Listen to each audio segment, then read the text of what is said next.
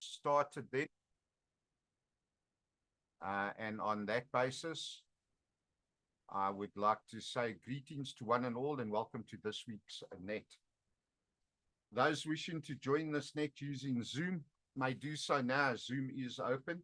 If you do not have the Zoom link, please contact me on WhatsApp 082-859-2684 and I'll send you the link with the greatest of pleasure. Today is Sunday, 27 August 2023, and the time is 19:05. We begin the weekly net with the radio amateur check-ins on the Rurapert repeater for 5 minutes or so before proceeding. And this net is broadcast every Sunday evening starting at 1900 and is broadcast for the benefit of radio amateurs, disaster relief cert volunteers, and members of the general public. This net is therefore open to all interested parties. Everyone is welcome to participate using either amateur radio, Zoom, or both.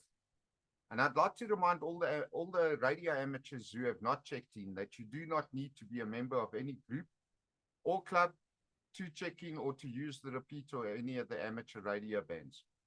All that is required from you is that you have a valid amateur radio license issued by IPASA, and that automatically grants you the right to use any of the bands at any time. You also do not need to ask for or be granted permission from anyone to use the repeaters or amateur radio bands. And I'd like to encourage all the listeners and participants to share the Weekly Net Zoom link with everyone they know throughout South Africa. The benefit and advantage of this is to grow the Weekly Net and will contribute to disseminating information as far and wide as possible.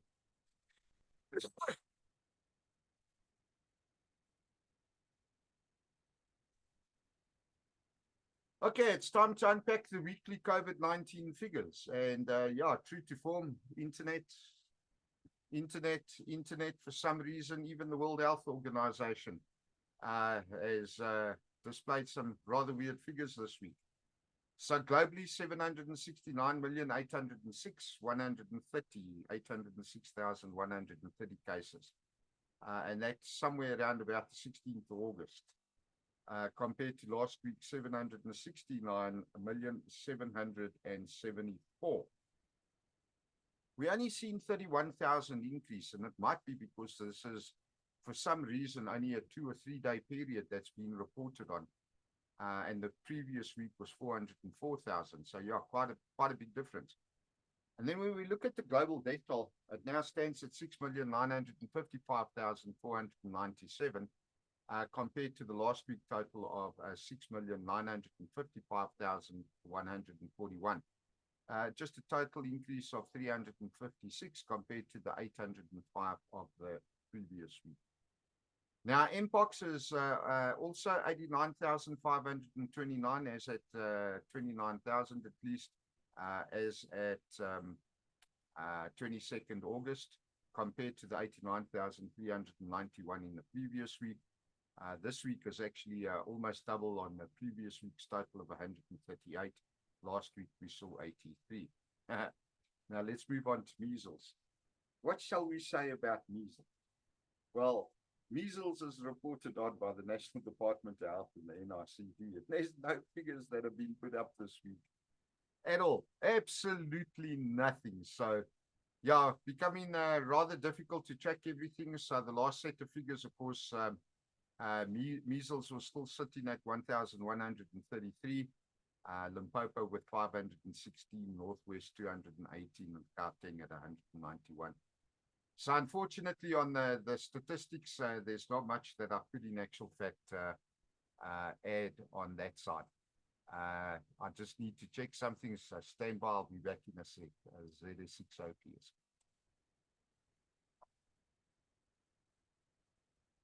Why did that look funny?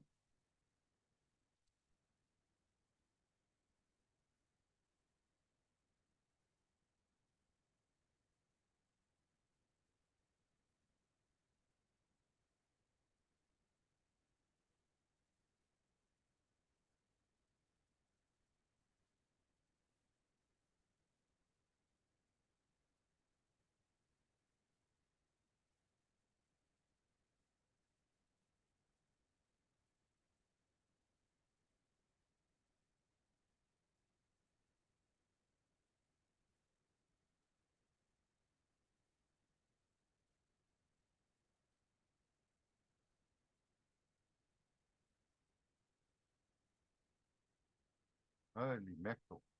My last bit of my script didn't actually save for some reason. That is like really and truly weird, I must tell you. I did save it, at least I hope I did.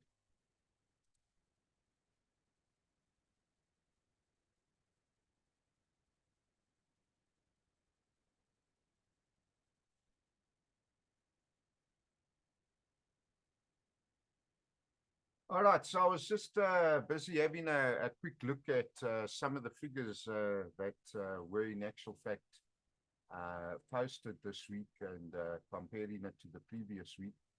And for some strange reason, just before saving, something must have happened in my storyboard. It didn't actually save everything that I wanted to cover, which means I need to quickly just go and pick up on it. I do remember more or less what I was looking at. So I just need to get that page open yet again, which is what I'm battling to open at this moment. But there we go, I've got it. What I wanted to do is just cover an article that was published by the United Nations under the UN News, which of course is a global perspective on human stories. And last year, around about this time, I reported on the floods in Pakistan, and this is a follow-up with the leader of Floodwaters are gone, but horror continues for children, UNICEF warns.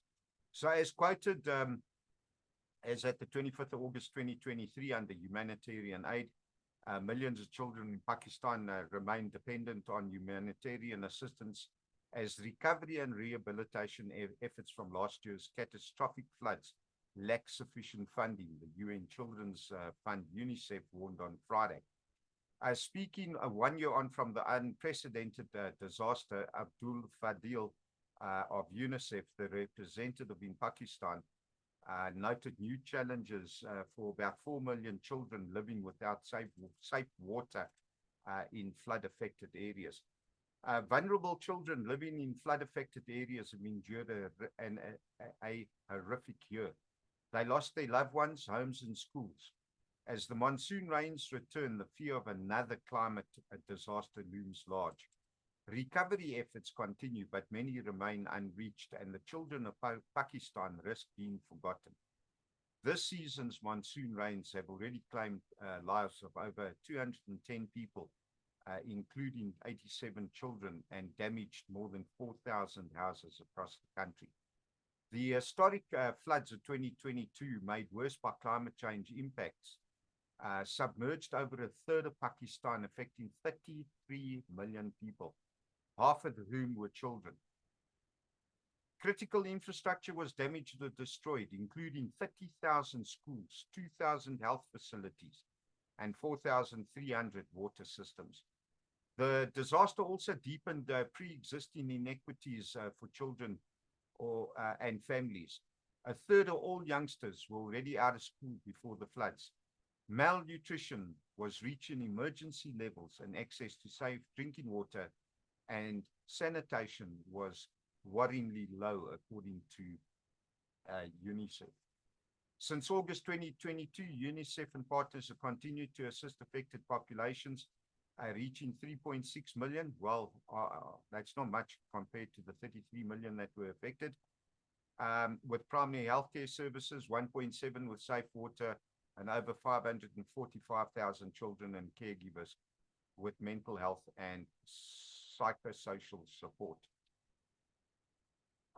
Right, ZS6OPS returning. The UN agency also screened 2.1 million children for severe acute malnutrition and admitted 172,000 children for life-saving treatment. Well, you know, at the end of the day, I'm going to end the quote on that. The article doesn't go on for much longer, but the one thing I would like to say is that, you know, on that type of incident, 33 million people are affected, and they've only reached out to probably about 3 million in total. It's not a very high number at all. And this is something that we should always consider when we are looking at disasters, regardless. In any event, in closing, I'd like to encourage everyone to register as a disaster relief cert volunteer and to prepare and train to assist local communities where disaster strikes. Let's do a final round of call-ins or check-ins for this week. If you did miss the beginning, please go ahead now and I'll add you to the list. ZS6OPS standing by.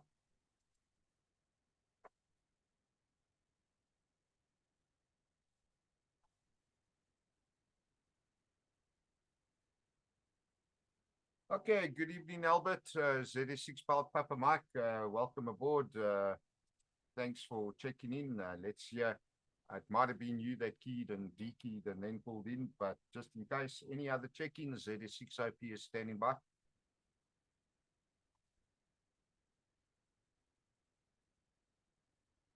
Okay, nothing else heard. Therefore, I'd like to thank all those that have checked in this week, as well as those who have joined via Zoom. And of course, as the COVID-19 pandemic is still ongoing and is still infecting thousands of people weekly, please remember to still physically distance yourself and to wear a mask to protect others, especially the elderly who could lose their lives if infected with COVID-19. And as I mentioned last week, the new variant has been detected in South Africa. And there are several people that have already contracted it. So, yeah, remember that it's always best to sanitize or wash your hands on a regular basis in any event, because doing so will also assist in stopping the spread of other respiratory diseases at all. So for the week moving forward, be safe, be prepared, and of course, be happy. This is ZS6OPS now releasing the Rutherford repeater for general use. Cheers all.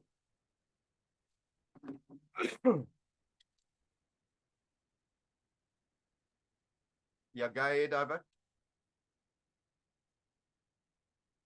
Interesting,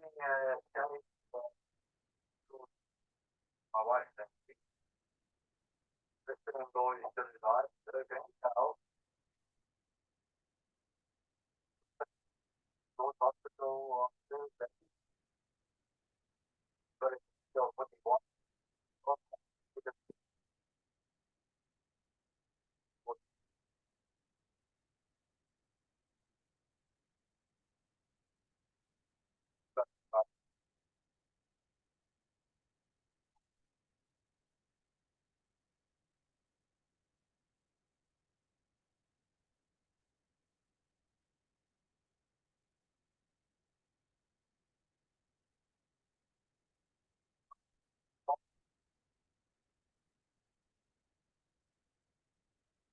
Affirmative on that, Albert. Yeah, there's a lot of things that are happening that I think we need to watch out for, and just keep a close eye on it, etc., etc. But anyway, I am still up on Zoom. Thanks for that feedback. You're right. If it hits a little town like that, it just begs the question of how many actual cases are not being detected or being reported on at this stage in the larger metropolitan areas, etc. So it's an interesting observation, that one, that's for sure. Okay, good stuff. I'll talk to you later. Have a good one. ZS6OPS out.